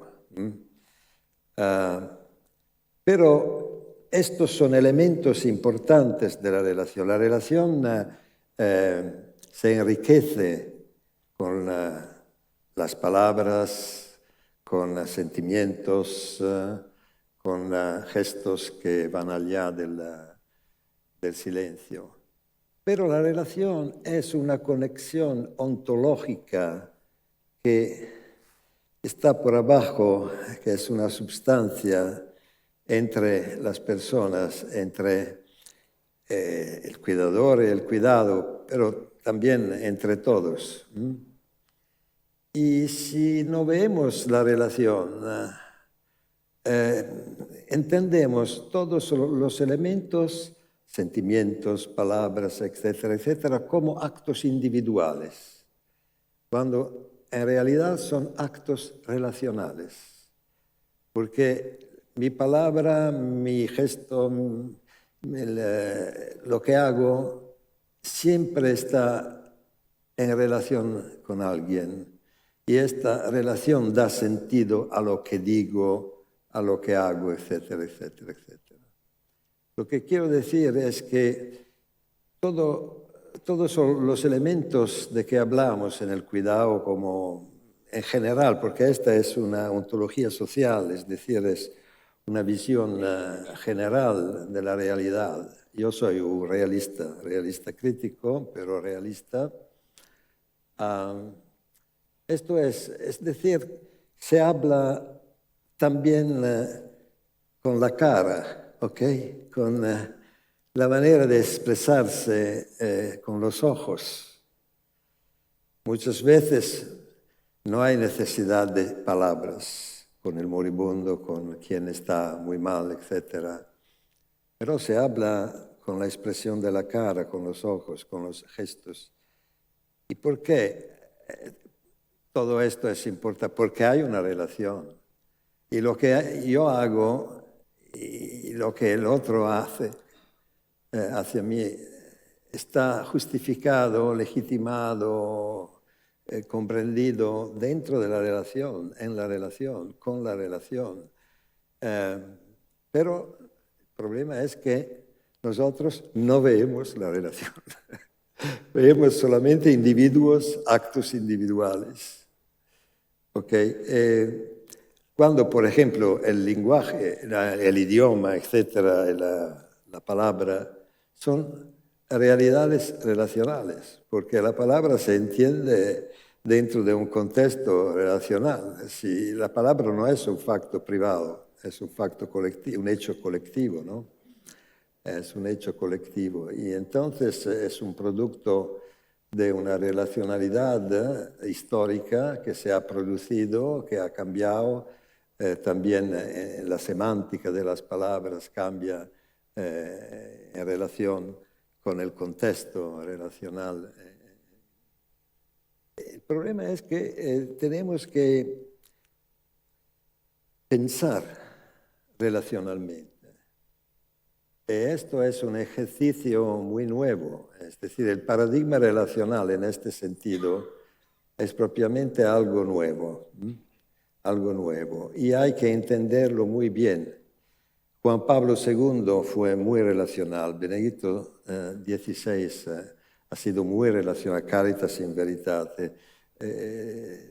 Benedicto XVI ha dicho, tenemos que profundizar la categoría de la relación, pero no entra dentro de la relación, no dice cómo es la relación, cómo analizar la relación, cómo gestionar la relación. Papa Francisco habla muchísimo de las relaciones. Él dice que todo está relacionado con todo. Esto es verdad, pero hay que distinguir el enfoque relacional del enfoque relacionalista, porque hay toda una manera de pensar que llega desde los Estados Unidos principalmente, que hace de la relación algo absoluto, que disuelve la sustancia, la persona. Ahora, la persona es relacional, pero no es solamente relación, ¿ok? Esto es un discurso un poco más difícil, pero lo que intento decir a la gente, también desde un punto de vista práctico, en los servicios sociales, el trabajo social de los asistentes sociales, del trabajo sanitario, etc., intentar ver la relación, actuar con la relación, en la relación, a través de la relación, porque de otra forma somos inclinados a pensar que soy yo y es el otro como individuo que cuando son las relaciones que actúan realmente en la vida cotidiana. Gracias, doctor Donati.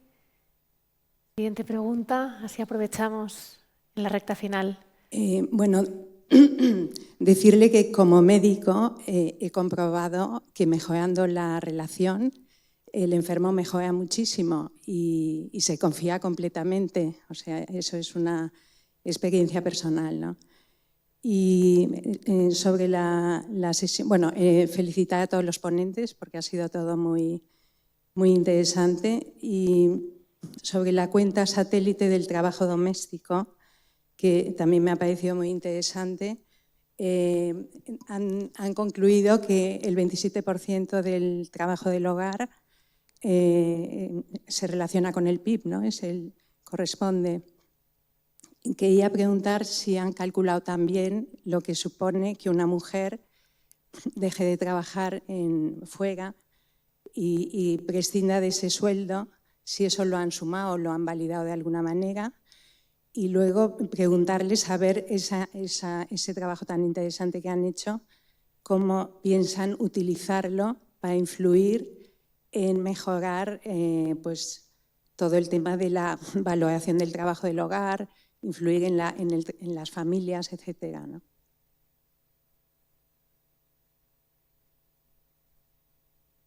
Oficial, nuestra labor es hacer la medición de qué es lo que ocurre. Lo de en qué manera quieren hacer influir, eso corresponde a las universidades, a los políticos, a las políticas, a todas las agentes sociales que se dedican al análisis.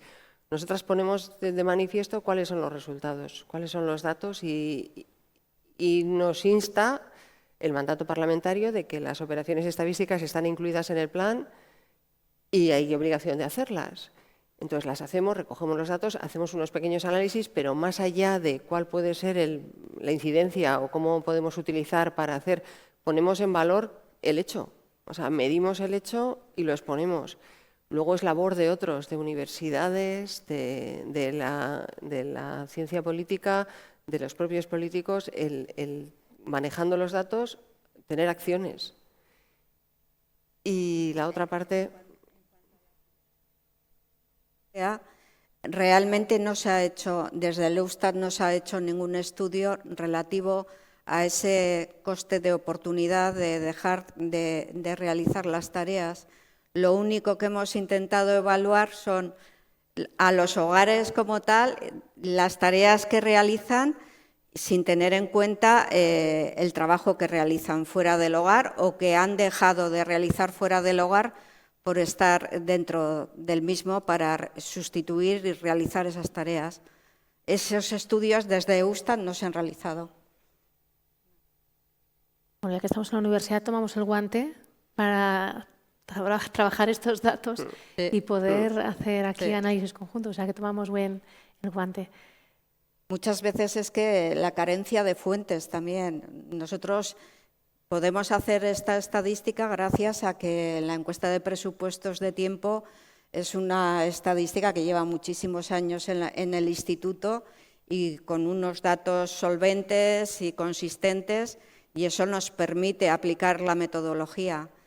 Pero, como ya sabéis, muchas veces el no disponer de información relevante y consistente no permite ir más allá para establecer una metodología y llegar a unos resultados que estén dentro del ámbito de consistencia en contabilidad nacional. Solamente se recoge lo que es la remuneración de las mujeres dentro de contabilidad nacional, o sea, de las mujeres y de todo el personal doméstico, que es evidente, es en gran medida femenino, dentro de la contabilidad nacional como productor, como persona que es asalariada. Nada más. El coste de oportunidad no se mide. Muy bien. Perfecto. Pues damos paso a la siguiente pregunta. Aquí, perdón. Funciona así. Muchas gracias a todos por sus aportaciones. Voy a bajar un pelín al terreno. Trabajo en un think tank inglés en el que investigamos el impacto del hogar en el desarrollo de la persona. Y como hemos visto aquí y vimos ayer también por la tarde, el impacto es enorme y es a nivel personal, familiar, profesional, relacional. Como ha dicho el profesor Martín, parafraseando un poco obviamente, el cuidado empieza en el parto, empieza en el hogar, ¿no?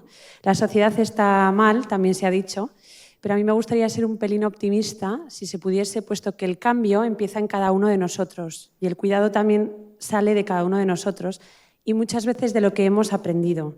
Y en ese cambio, el hogar yo creo que es un gran aliado. Entonces, mi pregunta sería, porque el trabajo del hogar está poco valorado, aunque valoramos mucho que esté hecho, valoramos poco el trabajo y el esfuerzo que conlleva realizarlo. Entonces, mi pregunta sería, ¿cómo podemos como sociedad volver a ser conscientes de la importancia del hogar como fuente de estabilidad para la persona y como fuente de cuidado para la persona? Muchas gracias. No sé si va para alguna persona en concreto la pregunta. Los filósofos. Doctor Marín, doctor Donati.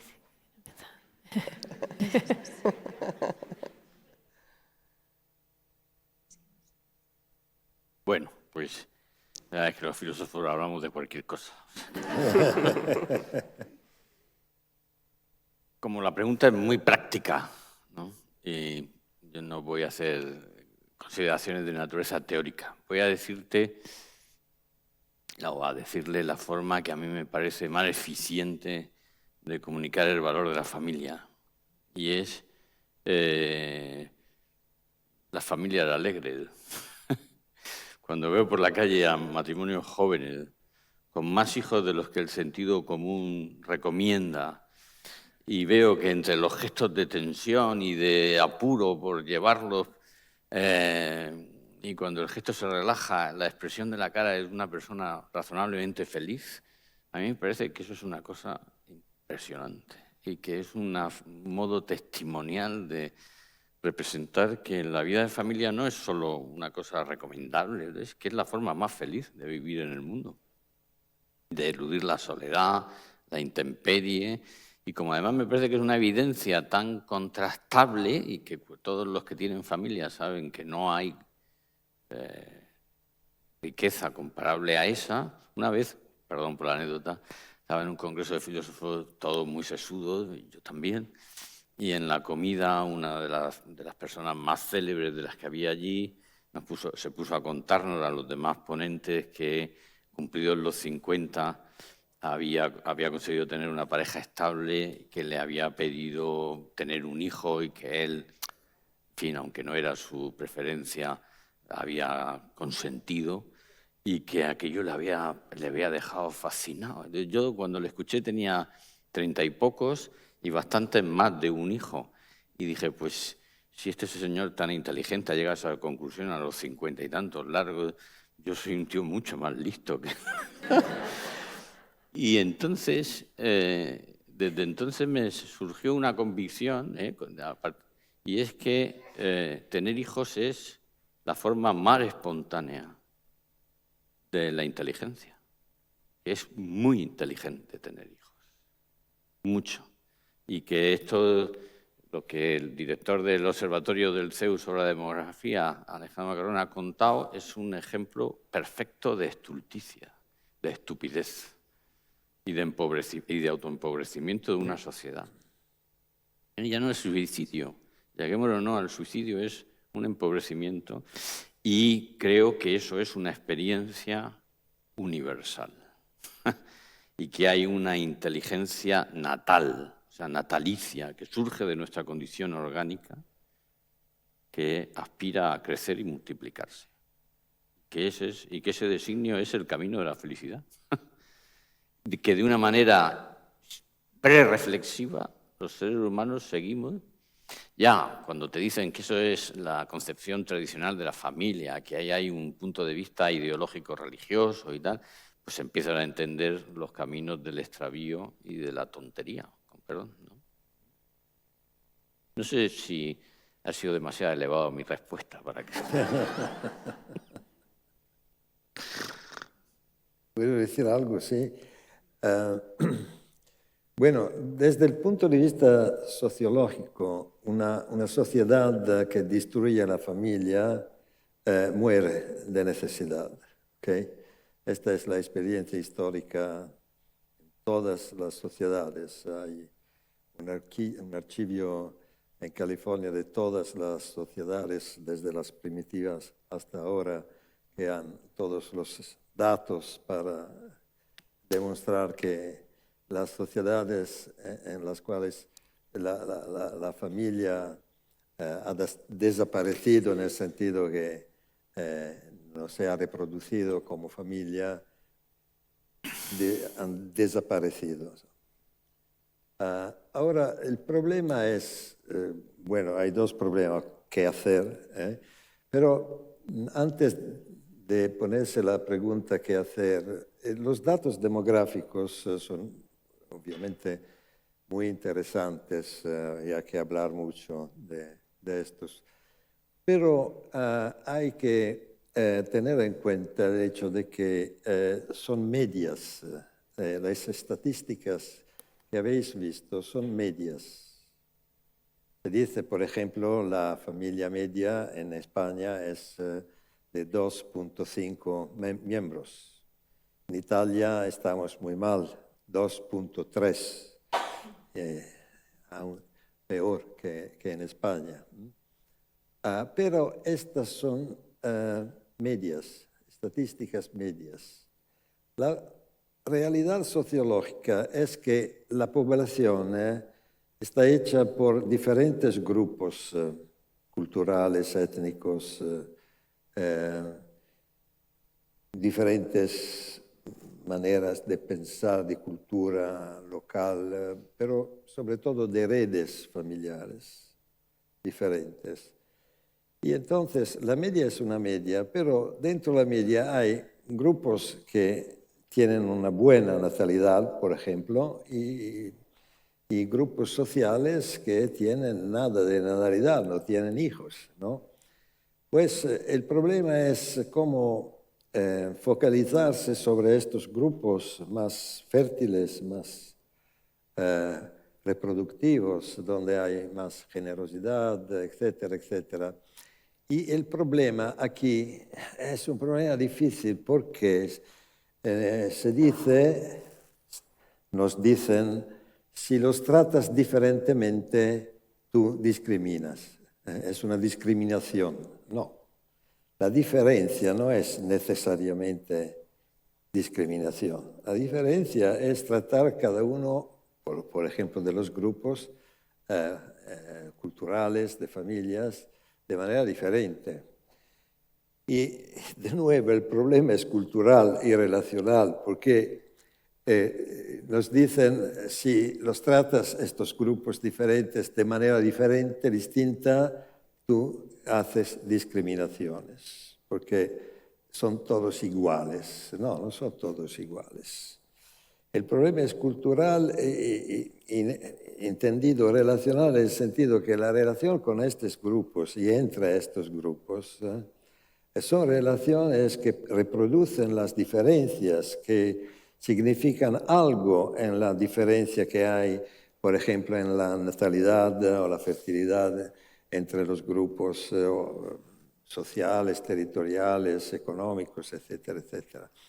Pues hay que tener un pensamiento articulado, relacional, no mirar solamente a las medias estadísticas, a las tendencias estadísticas, como si fueran tendencias para todos. No.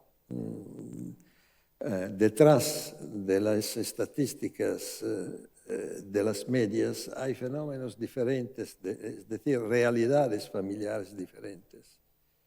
El problema, como decía antes, es que si yo digo hay diferencias y hay que tratar diferentemente los diferentes, me dicen tú estás discriminando a alguien porque tratas de manera diferente. Sí, pero los diferentes necesitan diferentes políticas familiares, por ejemplo, políticas fiscales, etcétera, etcétera, etcétera. Pues hay que pensar que una sociedad puede renovarse a través de grupos que son más fértiles, más generosos en la generación de hijos. Y que efectivamente hay, pero no le vemos porque se dice, bueno, la tendencia es así. No, sí, esta es la media. Tenemos que mirar, yo la llamo la mirada relacional, exactamente, en el sentido de relacionarse con los diferentes y no con una supuesta homogeneidad de tendencia, etcétera, etcétera. No sé si está claro. Sí, Pilar. ¿Cómo? ¿Queréis complementar alguna cosa más? No. Nos tenemos 5 minutos más, o sea, yo creo que les da tiempo a una pregunta. La verdad es que las preguntas son muy interesantes. Realmente en el hogar se vive de manera más natural el tema del cuidado con los hijos y luego el cuidado de los mayores y se vive de una manera natural, espontánea y con el ejemplo, ¿no? Adelante. Bueno, muchas gracias por estas exposiciones realmente muy enriquecedoras. Son temas que nos atraviesan socialmente en cualquier sociedad, ¿no? Es algo que hoy es vigente en cualquier cultura. El tema de la interacción es fundamental, el saber empatizar, y creo que hay un tema fundamental que atraviesa todo esto, que es el amor. Entonces, por ejemplo, en Argentina hay 2 puntos, ¿no? Que es la vejez y son las primeras infancias, en donde se aborda la economía del cuidado, mayormente en el tercer sector, con la intención de que estas sean actividades que dignifiquen el trabajo de las personas que lo realizan, partiendo que generalmente estas actividades se fundamentan en el amor. Pero hay que profesionalizarlas, ¿no? Para que mayormente la mujer, que es la que desarrolla estas actividades, pueda sentirse que es su profesión, que es digno su trabajo, que es una fuente de ingreso. Mi pregunta concreta es, si hay un posible camino de que estas actividades sean profesionalizadas, y en caso de que los hubiese, que sí lo hay, ¿cuáles serían 3 puntos fundamentales para abordar esto de manera profesional?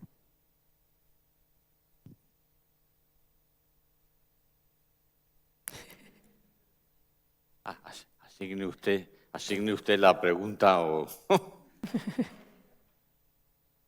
Bueno, digo algo. No, profesor. No. Bueno, el asunto es interesante, por muchas razones. Vamos a ver. A mí me parece que el espacio nativo del cuidado es la sociedad familiar. Y que cuando el cuidado excede el ámbito de la sociedad familiar, ese exceder viene requerido por la propia condición del cuidado. Un cuidado que queda restringido al ámbito de lo familiar, quiero decir, no como práctica individual, sino como concepción, se vuelve atavismo tribal. Y con el otro no hay relación, por utilizar la terminología. El cuidado tiene como espacio nativo la sociedad familiar, la sociedad parental, si quiere, pero requiere para su propia preservación el exceder.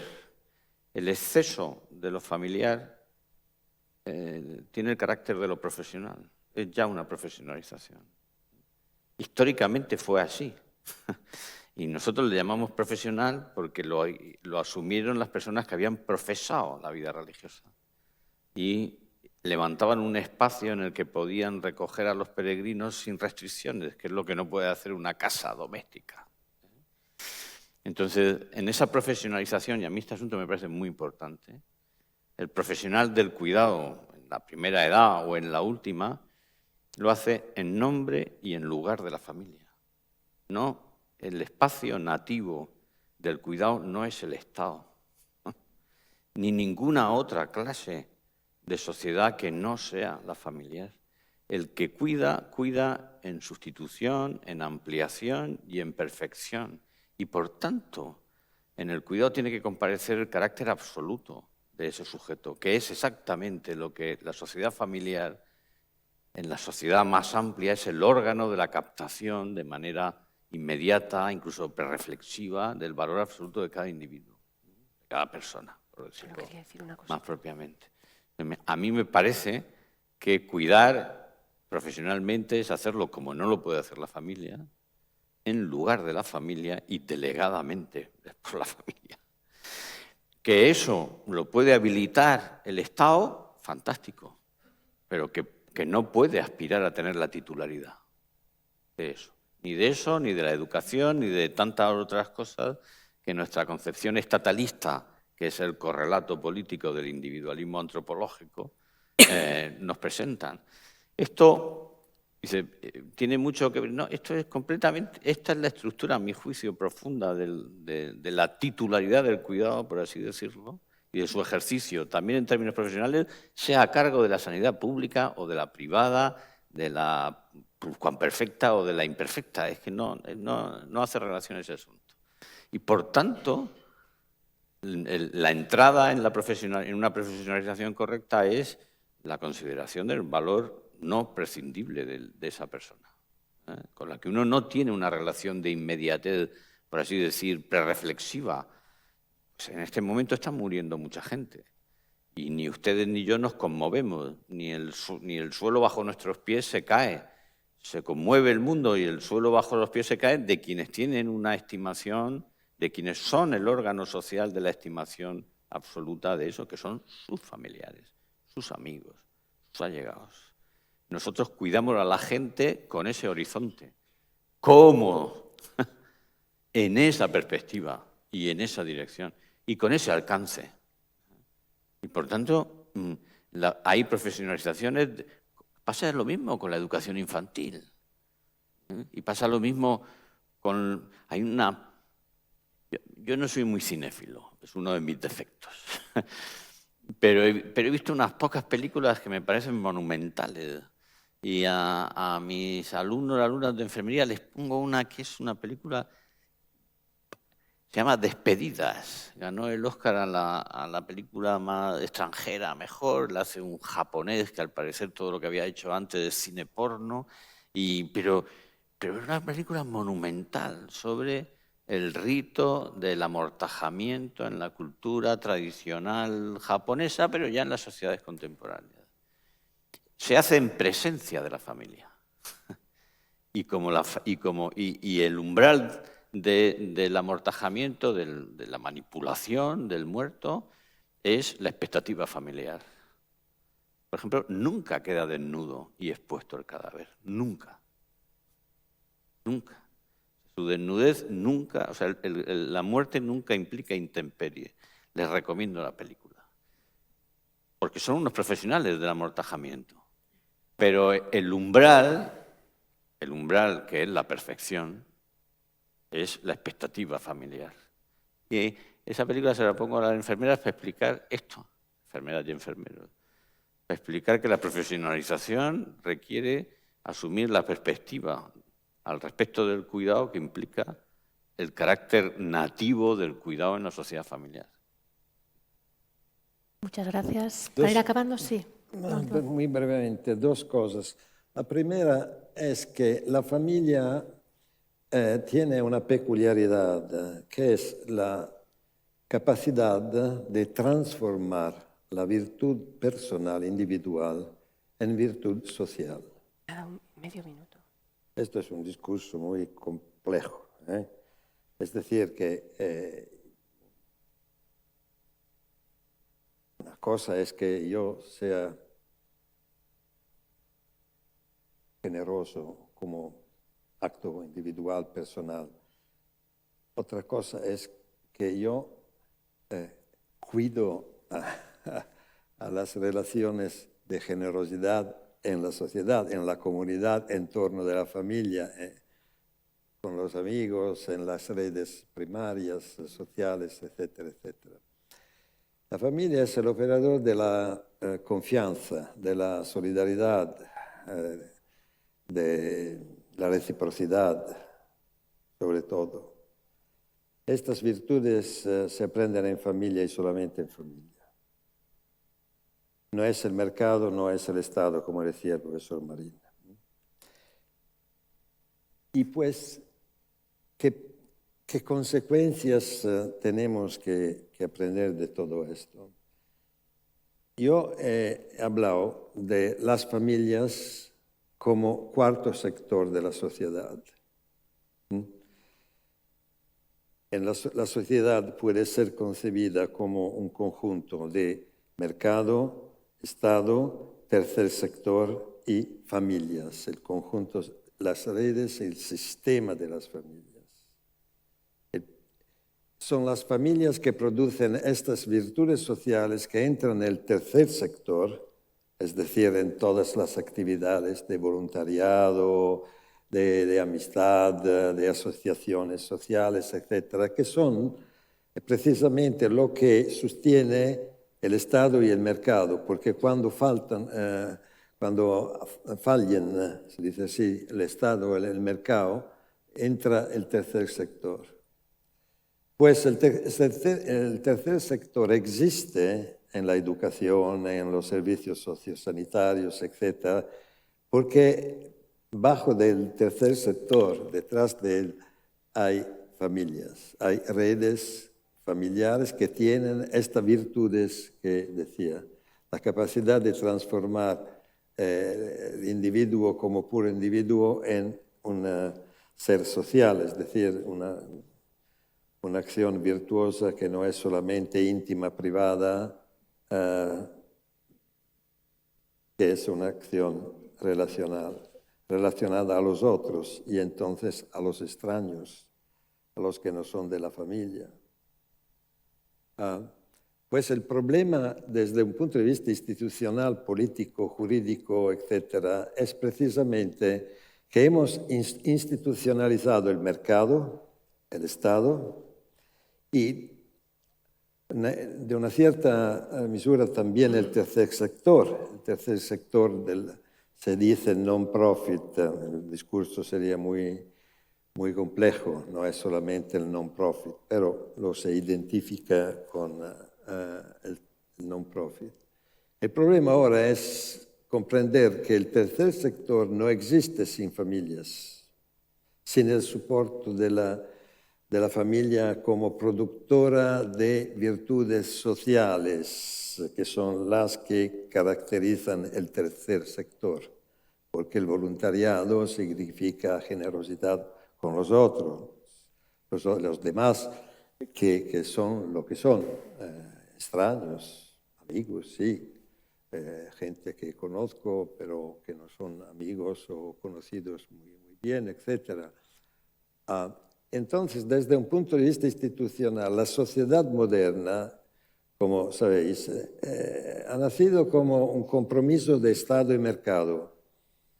Cuando el Estado no puede hacer algo, subentra el mercado. Cuando el mercado no puede hacer algo, subentra el Estado. Ahora hay el tercer sector que entra dentro del juego, pero las familias no. Cuando las familias son el sustentamiento del tercer sector. Pues en perspectiva, que es una perspectiva de décadas, de muchos años, es institucionalizar, que es una palabra un poco peligrosa, pero hay que comprenderla, institucionalizar este cuarto sector de las familias como distinto del mercado, del Estado y del tercer sector. Es un sector esencial para toda la sociedad. No se puede concebir la sociedad como mercado, como Estado, ni también como tercer sector. La sociedad se debe también concebir como familia, como redes de familias. Y esto, pero es un pasaje, es un step bastante difícil, pero necesario, porque no podemos seguir concibiendo la sociedad como mercado y como Estado, con una pequeña contribución del tercer sector. Tenemos que institucionalizar, palabra difícil a justificarse, a explicarse, institucionalizar el cuarto sector de las... El discurso sobre el trabajo doméstico está en esta línea, pero la línea es mucho más compleja en el sentido que institucionalizar un sector que sea, digamos, al mismo nivel del Estado, del mercado, del tercer sector, no es tan fácil. Pero hemos de comprender que las familias, como familias, porque hacen lo que decía, es decir, transformar el individuo en un ser social, transformar las virtudes individuales en virtudes sociales. Esto es esencial para toda la sociedad. De otra forma, la sociedad va a desaparecer en the long run, en el periodo largo. No sé si está claro. Muchas gracias. Mi italiano no es tan producido. Gracias. Bueno, yo solo quería valorar muy positivamente la perspectiva multidisciplinar. Me he quedado fascinada con la visión de los dos compañeros. Y también quería hacer un poco de hincapié en la importancia que tiene la medición de las cosas, porque es que si no se miden no se conocen como sociedad. Él me ha parecido atisbar un poco que eso de las medias poblacionales como que no tiene su importancia. La tiene y mucho. La tiene mucho. Hay que conocer a la sociedad en su conjunto como tal. Luego hay que bajar a ver qué es lo que pasa debajo. Pero es muy importante compararnos con otros países o comunidades de nuestro entorno, ver qué es lo que pasa en su conjunto como sociedad. Y lo dicho, hay que conocer y medir para poder actuar y saber dónde queremos ir y qué queremos hacer. Nada, solo quería reivindicar la importancia de la medición. Muchas gracias. Muy bien, pues perfecto. Damos por concluido esta mesa de expertos y gracias a todos los ponentes por su asistencia hoy.